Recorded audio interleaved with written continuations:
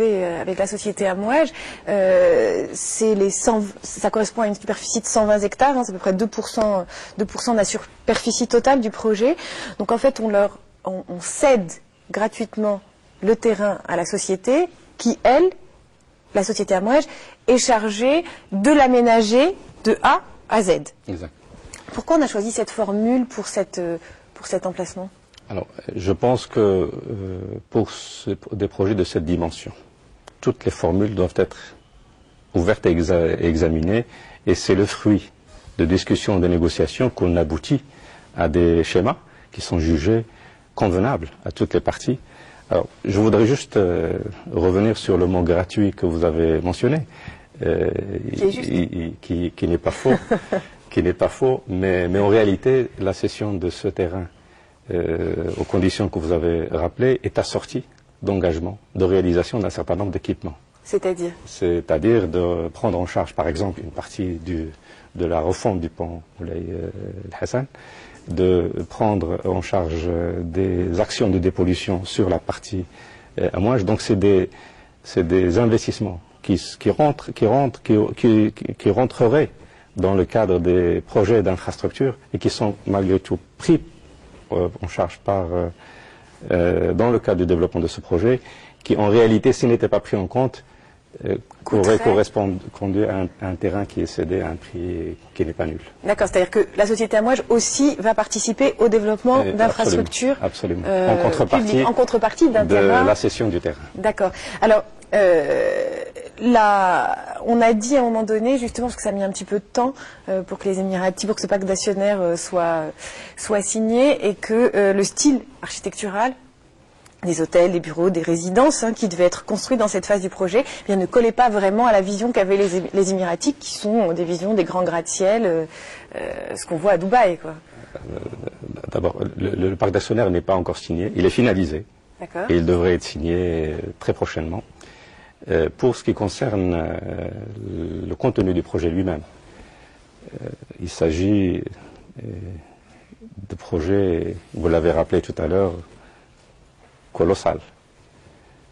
Mais je pense qu'il est colossal pas seulement par les investissements qu'il mobilise et par la taille, mais aussi, je voudrais insister là-dessus, par la vision qu'il doit comporter, et qui constitue en quelque sorte un cahier des charges qu'on impose à tous les investisseurs qui vont être concernés dans le cadre de ce projet.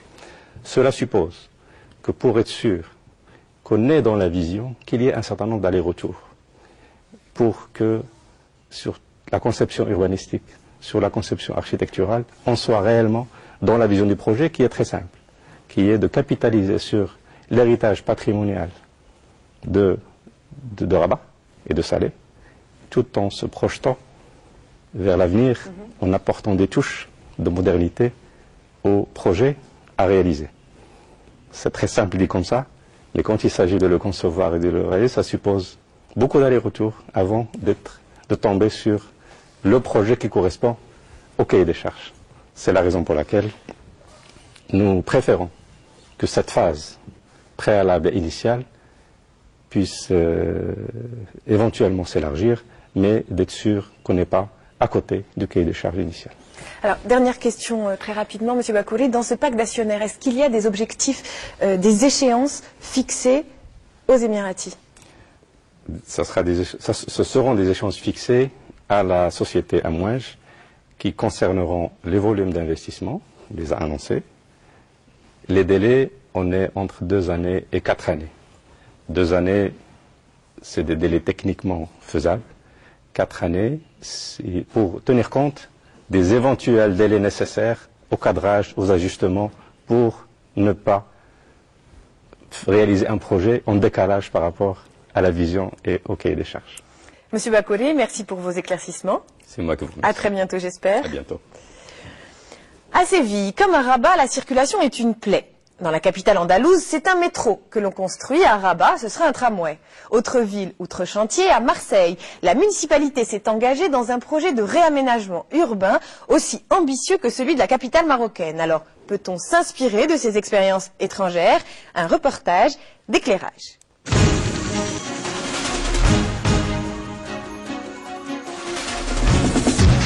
Séville, chargée de siècles et d'histoire. Marseille, cité de légende, perle de la Méditerranée.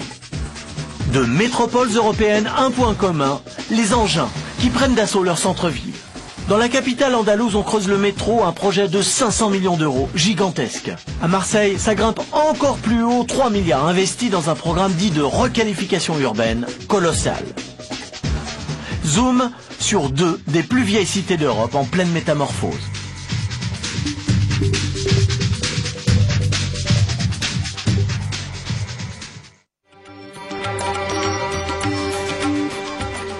Ce n'est pas le Bourg-Grec, mais bien plutôt le Guadalquivir. Bienvenue à Séville avec son Oued et sa tour d'or. Tour contemporaine à la tour Hassan qui donne à la capitale de l'Andalousie un brin de ressemblance avec Rabat. Mais les deux villes n'ont pas que cela en commun. À Séville aussi, la circulation c'est le point noir. À Séville aussi, la solution retenue est la mise en service d'un métro. Sauf qu'ici, les travaux ont effectivement démarré. Nous voici sur l'un des chantiers avec José, le directeur technique de la société concessionnaire. Ce projet du métro, il le couvre depuis 1 an et demi. Il n'a aucun mal à imaginer ce que ça donnera dans le futur. Nous sommes ici à la 2e station du métro de Séville et qui sera la première station souterraine de la ville. Là, c'est le hall. Il y a un ascenseur et des escalators pour accéder au niveau inférieur. On y trouvera 2 voies qui vont permettre de desservir tout Séville.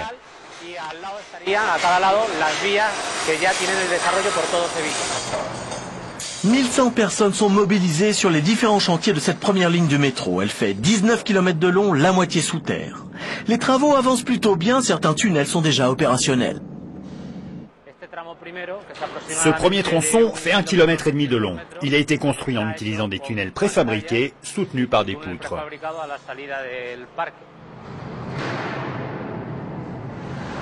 Une performance rendue possible grâce à cette étrange perforeuse, un monstre mécanique de 110 mètres, une machine à tout faire. Cette machine utilise la pression pour perforer. C'est le premier module qui sert à creuser. Puis il y a le ventre de la machine qui permet de placer le tunnel préfabriqué, ainsi que tous les matériaux qui vont avec pour donner forme au tunnel. Tout aussi impressionnante, dans le métro de Séville, la structure de la société d'exploitation. Un groupement de sociétés en fait. 4 entreprises spécialisées dans la construction, 2 dans le transport en commun et un fabricant de matériel mobile pour fournir les rames. Bref, un consortium homogène pour un projet où rien n'est laissé au hasard et surtout pas les prévisions de trafic. La première année d'exploitation, on s'attend à 14 100 000 passagers. C'est quelque chose comme 55 000 usagers quotidiennement, dont 8 000 en provenance de Mairena. Il faut savoir qu'il y a environ 20 000 personnes qui viennent d'ici chaque jour pour travailler au centre. 14 millions d'usagers et un niveau de trafic insuffisant pour la rentabilité du projet. Encore moins avec un prix public du ticket fixé à 1 euro. Un tarif obtenu grâce à la subvention du gouvernement andalou, mais aux yeux des Sévillans, le prix n'est pas le principal avantage du métro. Utiliser le métro, c'est très bien pour se déplacer d'un endroit à l'autre. C'est toujours mieux que de passer son temps à attendre le bus.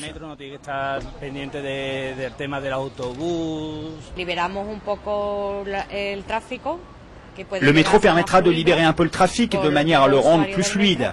Il va aussi permettre de réduire la pollution engendrée par les gaz d'échappement des voitures.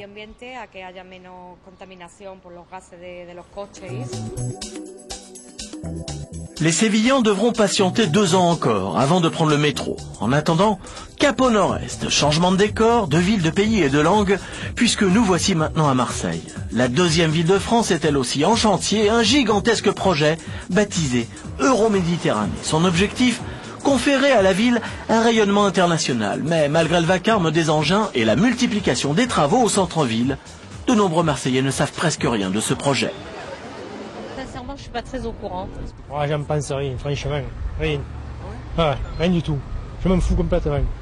Je connais de nom, c'est le bureau qui est juste à côté de moi, mais mis à part ça, c'est tout ce que je sais, je pourrais pas trop vous renseigner. Tout a commencé ici, les docks, place de la Joliette. Cette pièce urbaine du 19e siècle a été entièrement rénovée. Aujourd'hui, c'est un centre commercial intégré. 3000 personnes y travaillent, 230 entreprises, 8 immeubles, 80 000 mètres carrés de bureaux, c'est vertigineux. Bienvenue donc à l'établissement public Euroméditerranée. Ici, le patron, c'est lui, François Jallineau. Ce projet, dit-il, tombe à pic pour Marseille. Il devenait urgent de dynamiser la ville. Toute métropole se doit de réaménager son espace en permanence pour, d'une part, favoriser son développement économique. C'était l'un des enjeux importants de cette opération, de pouvoir accueillir des entreprises, en particulier dans le domaine des fonctions tertiaires des entreprises, mais également de pouvoir proposer des logements pour ses habitants. Le logement, c'est l'affaire de Nicolas. Il est chef du projet Habitat. Une lourde responsabilité. Le périmètre Euroméditerranée devrait accueillir à terme 12 000 nouveaux résidents. Alors, il faut réhabiliter d'anciennes installations, mais aussi construire des logements neufs accessibles à toutes les bourses. Sur ce site, on trouve à la fois une rénovation d'anciens docks sous forme de loft assez luxueux, de bonne qualité.